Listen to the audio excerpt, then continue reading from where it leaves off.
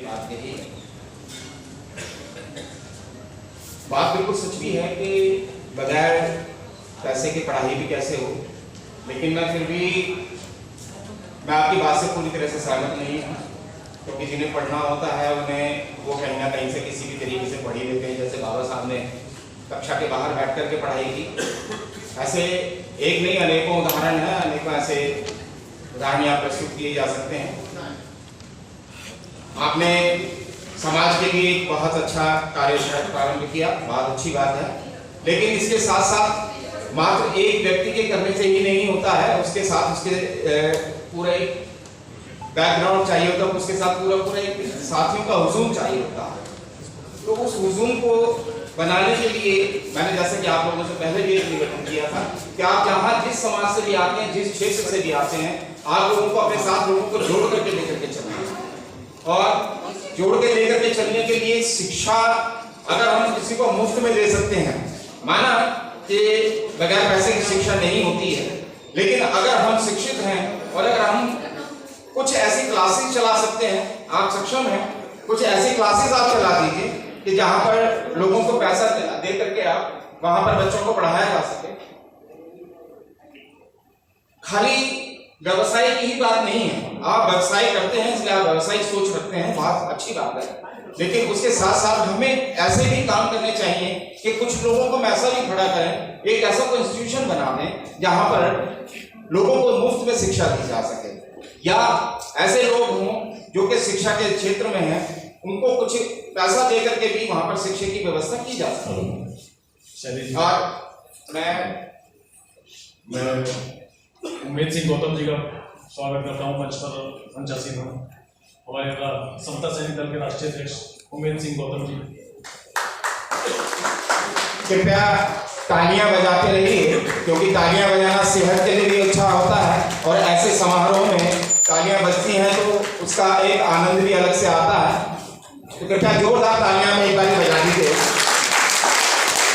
सदन में गूंजे ऐसी तालियां होनी चाहिए, और तालियां आप अपने लिए बजाइए कि आज आप समाज के लिए यहाँ पर उपस्थित हैं, आपको अपने ऊपर गर्व होना चाहिए, आज के दिन के ऊपर सौभाग्य आपको प्राप्त होना चाहिए। तो एक बार अपने उच्च सौभाग्य के लिए आप एक बार जरा जोरदार तालियां बजा दीजिए।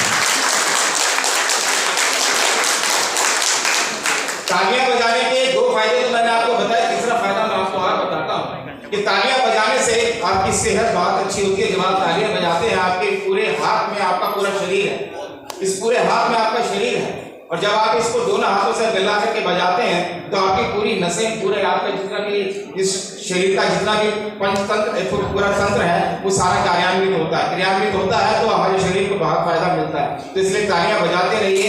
सुबह आप पार्कों में देखते होंगे कि बुजुर्ग लोग बैठ करके तालियां बजाते हैं, तो एक बार बजा दीजिए जोर से। और एक मैं निवेदन और यहाँ करना चाहूँगा कि जो भी व्यक्ति यहाँ अपनी बात रखने के लिए आए हैं, तो जरा समय की सीमा का ध्यान रखें, क्योंकि आप जितने भी लोग बैठे हैं यहाँ पर, आप से बहुत सारे वक्ता हैं, सभी को समय मिलना चाहिए। तो कोशिश कीजिएगा कि आप अपनी बातों को संतुलित रूप में रख करके 2 या 3 मिनट से ज़्यादा का समय ना लें। आप सबसे मेरा ये निवेदन है कि आप 2 या 3 मिनट से ज़्यादा का समय ना ले करके बाकी लोगों के लिए भी आप अवश्य मौका दें। तो मैं अभी मनोज पूनिया जी, जो झज्जर हरियाणा से यहाँ पधारे हैं, छात्र चिंतक हैं, छात्र नेता हैं, और आदरणीय प्रीता हरे जी के साथ में बहुत कंधे से कंधा मिला के काम कर रहे हैं, और पीएचडी और कानून के छात्र भी हैं। मनोज पूनिया जी झज्जर हरियाणा से, आप अपनी बात रखें। एक बार जोर से जोरदार ताली से इनका।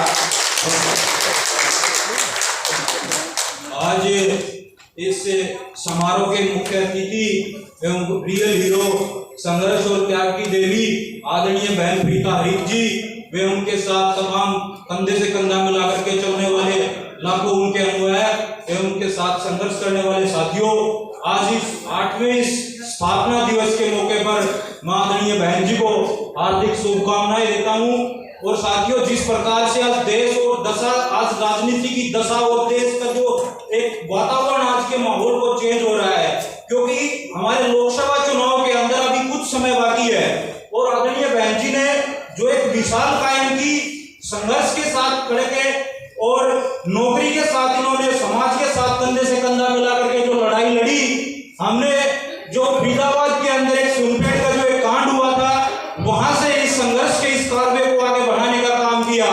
चाहे वो दिल्ली की सड़कों पर, जंतर मंतर पर संघर्ष करने की बात आई, हम हर समय बहन जी के साथ कंधे से कंधा मिला करके खड़े होने का हमने काम किया।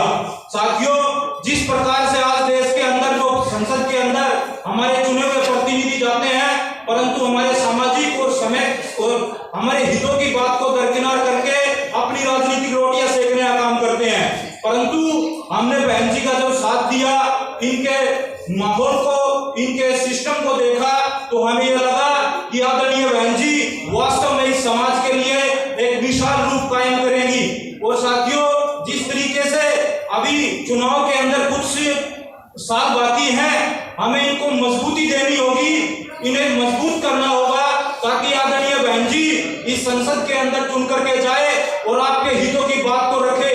क्योंकि साथियों, आज जिस तरीके से केंद्र सरकार के अंदर और विभिन्न प्रदेशों के अंदर जो हमारा ST, ST, OBC का जो बैकलॉग बचा हुआ है, वो बिल्कुल भरने का कोई काम नहीं कर रहा। जिस तरीके से आज समाज का युवा प्रताड़ित है, लाखों PhD होल्डर नेट क्वालिफाई आज सड़कों पर घूम रहे हैं, परंतु विश्वविद्यालयों के अंदर हमारे जो पद खाली हैं उनको दरकिनार किया जा रहा है।